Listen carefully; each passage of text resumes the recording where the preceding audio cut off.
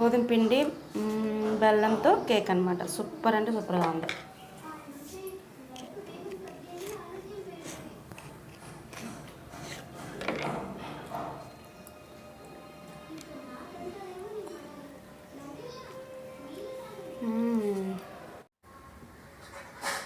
One cup ఇది బెల్లం అండి, తురిమిన బెల్లం అనమాట. 1 కప్ తీసుకుంటున్నాను.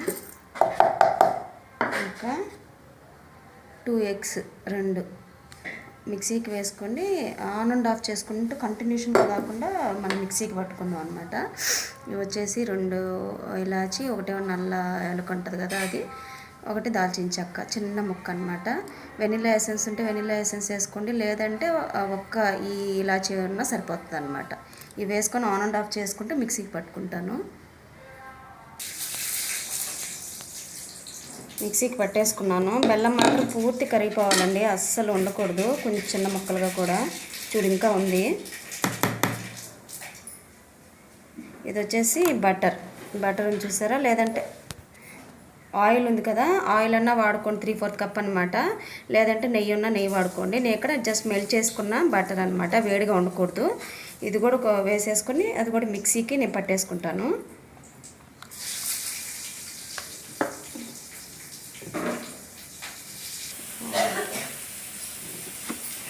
ఇవన్నీ మెత్తగా మిక్సీకి పట్టేసుకున్నాను. పక్కన పెట్టేసుకొని ఇప్పుడు ఇందులో అనమాట ఇది గోధుమ పిండితో చేస్తున్నాము, మంచిది. ఒకసారి ట్రై చేద్దాం. ఇట్లా 2 కప్స్ తీసుకుంటున్నాను గోధుమ పిండి. ఇలా జల్లించుకుంటేనే మీకు బాగుంటుంది అనమాట. 2 కప్స్ వచ్చేసి మీకు గోధుమ పిండి తీసుకున్నాను. ఇది వచ్చేసి 1 టీ స్పూన్ వచ్చి బేకింగ్ పౌడర్ అనమాట.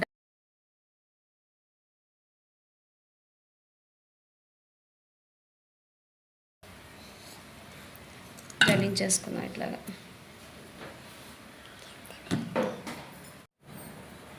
ఇది జల్లించేసుకున్నాం కదండి. ఇప్పుడు కొంచెంగా వేసుకుంటూ ఇది మనం మొత్తం ఇలా కట్ అండ్ ఫోల్డ్ మెథడ్లో కలుపుకుందాము. ఇట్లాగా విస్కర్తో అన్నా చేసుకోండి మీరు.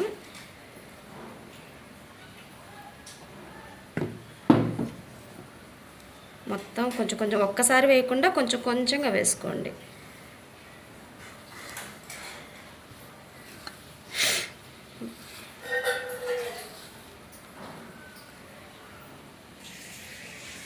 కొంచెం టైట్గా ఉంది కదా మనకి, గట్టిగా.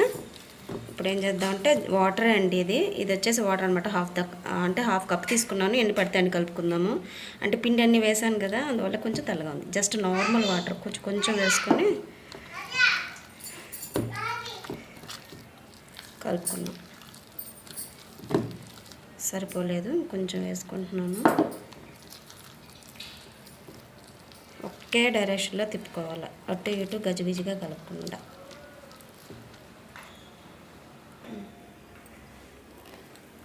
ఇదంతా కలిపేసుకున్నాం అండి మొత్తము. మరి ఎక్కువ వాటర్ వేయద్దు, వాటర్ బదులు మీరు పాలైనా వేసుకుంటూ కలుపుకోండి, సరేనా.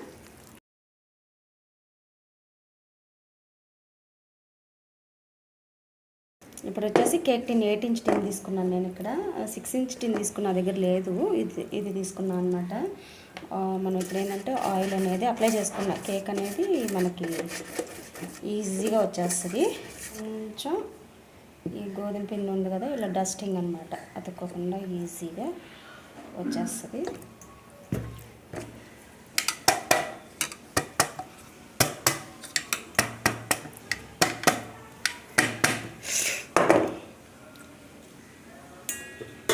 ఇప్పుడు ఏంటంటే మన కేక్ బ్యాటర్ ఉంది కదా, ఇదంతా ఈ టిన్లోకి ట్రాన్స్ఫర్ చేసేసుకున్నాం.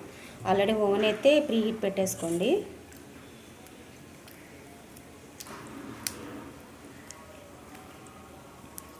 ఓ 10 మినిట్స్ 180 డిగ్రీస్లో ఓటీజీ కానీ ఓవెన్ కానీ.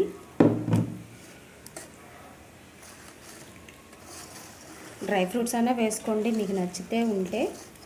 నేను ఇలానే ప్లెయిన్గా చేసేస్తున్నాను.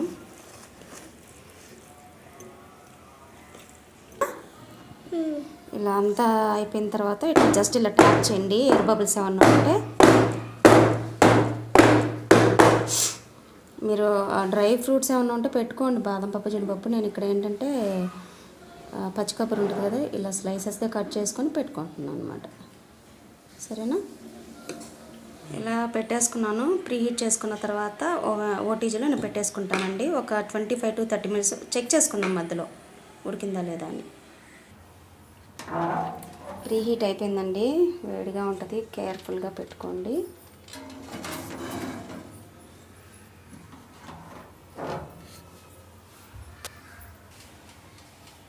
ఒక 25 to 30 minutes మధ్యలో చెక్ చేసుకుందామండి. నేను ఓటీజీలో చేస్తున్నాను, కొంచెం చెక్ చేసుకోవాలన్నమాట.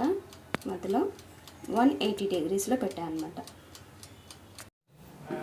కేక్ అయితే ఒక 30 minutes అయితే పట్టిందండి నాకు కరెక్ట్గానే. చక్కగా ఉడికిపోయింది. నేను ఇలా పెట్టి కూడా చూశాను, ఏది అంటుకోలేదు, పర్ఫెక్ట్గా అయింది. కానీ ఇట్లా చూడండి క్రాక్ లాగా వచ్చింది.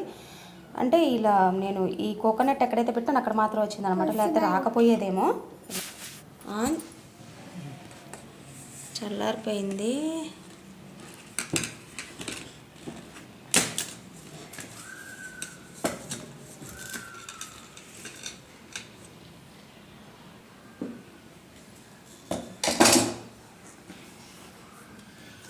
కొంచెం వేడికి కూడా ఉంది లైట్గా. ఇక్కడంతా బాగానే వచ్చింది, ఇక్కడ ఎందుకో క్రాక్స్ వచ్చింది ఈ కొబ్బరి పెట్టేసరికి.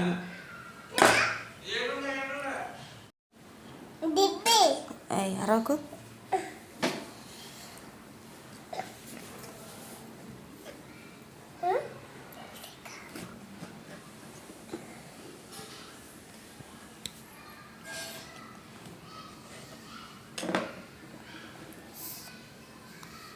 అంతా పర్ఫెక్ట్గా కుక్ అయింది, బాగుంది.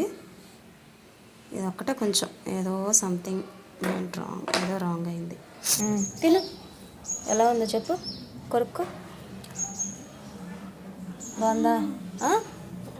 ఎట్లా ఉందా?